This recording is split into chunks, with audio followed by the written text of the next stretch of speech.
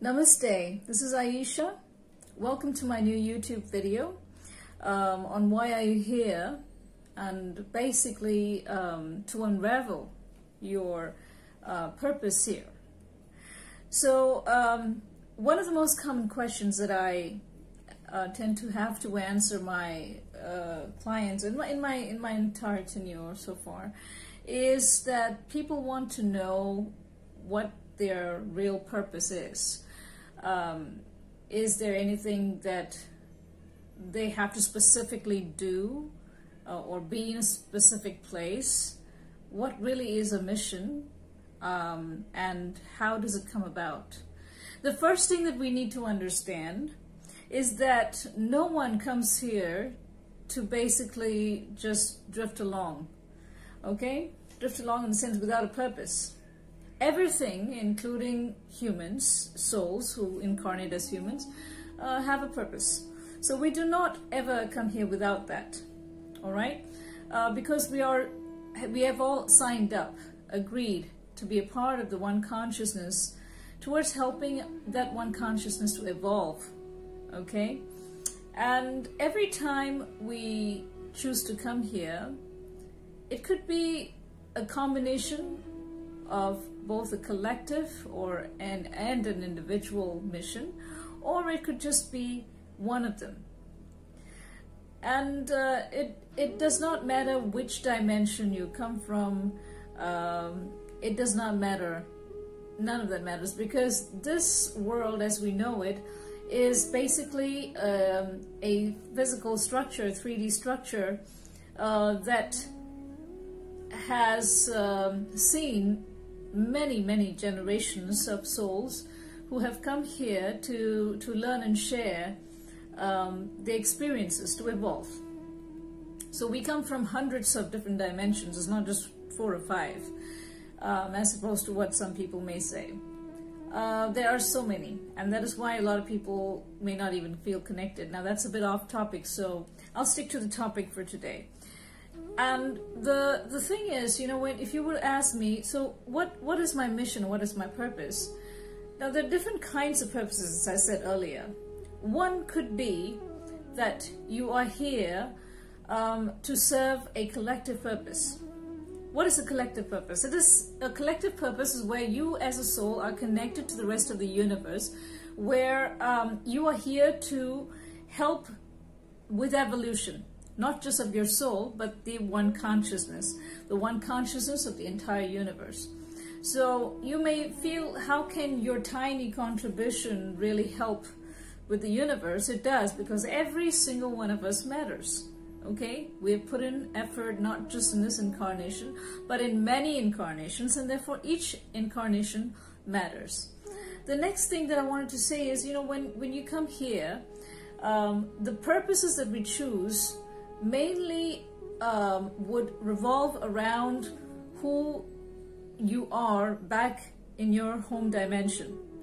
You could be a healer, you could be a teacher, you could be just a warrior, you know, you could be anything, anyone who contributes in a certain specific way. Maybe you may even be of a high rank. You know, there's a higher vibration than to say a rank. Rank sounds more like an earthly thing, but more of a, I would say, a higher vibration, someone who teaches newer souls.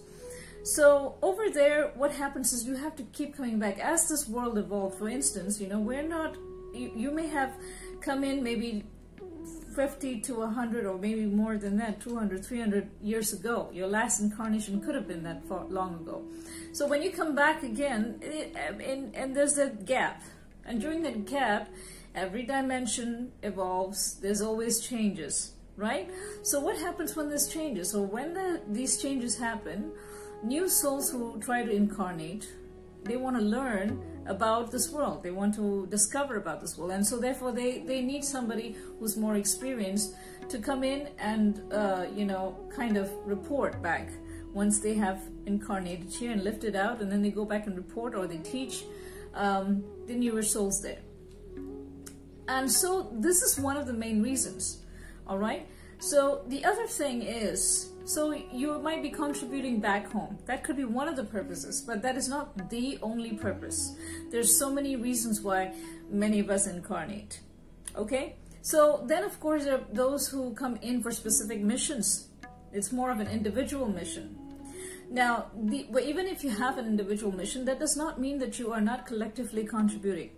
You definitely are contributing to the collective as well, while simultaneously, completing either soul contracts or karmic relationships or karmic cycles. It's a combination of both. Because we do continue to serve and we also continue to live. So it is a balance, all right? And most light workers fall under this category. So the others, now if you ask me, so I don't feel, some of you don't feel the urge to do anything right now. Like you might be saying, but I don't really know what to do. What if I don't feel drawn to anything yet? Maybe it is not time as yet for you to get to that point. Or you may not have a specific purpose. Do you understand? Like I said, if you're here to come here and gather experiences, the experience of living, the experience of understanding how we have evolved here. So then that means that you are basically here for the experience. So every single day, you're serving a mission. By just being here, by experiencing, being present, and then you go back and you share that. Or you might be here to learn something or bring in information. As a light worker, some of us tend to come in here, and throughout life we share our experiences. Our presence matters to some people. Your energy might be comforting to some people. It goes on and on. Okay, it goes on and on. So it's not like one particular thing. So there are some more evolved souls or people who take on a specific mission as well.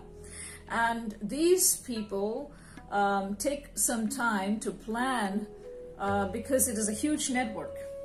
Now, if there is going to be an incarnation of a soul who is going to create a much bigger impact or a specific impact or mission, then he or she will probably have to take a longer time to plan this out, because the network of bringing in so many soul contracts, bringing in so many people's, aligning everything together. Like if you are going to be a very popular maybe author or anyone who is going to create a huge impact, then it takes that many souls to be drawn to you, and therefore it's not possible. It's not always just the work that they put forward. It's often their own vibration that attracts. All right, so that becomes an individual mission. So you will be directed. Whatever you do in your life, you will be redirected. Even if you try to run away from that particular mission, you will realize that time and again it's like a pattern. The more you ignore it, the more it keeps coming forward towards you, and you end up taking that up. And this happened to me, so I understand if any of you have these similar experiences. No matter how far you run, no matter where you go, it will eventually take you to where you're supposed to be and what you're supposed to do. So there's no really running away from situations. So you see, there's so many different kinds of missions. Now, what about free will? Free will can definitely come in the way. Like I said, you can run away from situations. You can run away from whatever you're drawn to because of many reasons. Like you might be afraid of taking those steps. You might have doubts of whether you're capable of doing things. You might have an ego which keeps, probing you and telling you you can't do this, or this is too hard, or you don't really feel like it will fit in. There's so many reasons that you may have that will draw you away from the mission, and that is granted. That is granted because we all have free will, so that part is granted in every soul. But the thing that we have to realize is that no matter how far you run, once your higher self decides, now enough is enough of running away, I'm going to make sure that you do this, okay? Then you'll be cornered, you'll be drawn to this stronger. Your sense of desperation, your sense of need to find something to do will be much higher than all the things that you were initially interested in. For instance, you will realize that you're no longer interested in some of the things that you had planned on your own, and you will be taken away from that. You'll be distracted. All kinds of obstacles will come in the way to redirect you to the path that you're supposed to be on. And that is why sometimes when people tell me, Ask me things like, why is it every time I take a step forward, I feel like I'm not going in the right direction? I always keep getting pulled away. Well, then you should pay attention to the situation. Intuition is very important in these situations where you need to allow your intuition to lead you. How do you find out about your mission? Intuitively allowing yourself to go with the free flow of the universe. If you're drawn to something, don't deny it, don't ignore it. All right, you're drawn to it for some reason. Now, it's not always going to be, a yellow brick road which just takes you there, and then, everything is all peaceful and wonderful and glorious all the time. We are here to evolve. All right, and so experiences could be smooth or rough, and we have to take either of them. We have to take both because it's a part of evolution, right? So your free will can only interfere for so much before you're redirected to your mission. Okay, so I would suggest that you listen to yourself and observe yourself. By being more self-observant, you tend to understand that it is easier for you to align yourself with whatever your higher self wants you to align with. And it makes it so much easier for you as well. You don't have to go through the stress of, making sure that you're in there. You don't have to keep doubting it. Things will flow for you, and you will have that sense of inner peace, which is most important in any journey.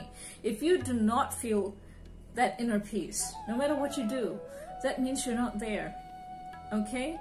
You will find it. You just have to allow yourself to be drawn to whichever direction the wind blows for your own evolution. I hope this helped. If you have any further questions, you may even have a private sitting with me. I love you all. I hope this message helped you in some way or the other. I love you. Namaste.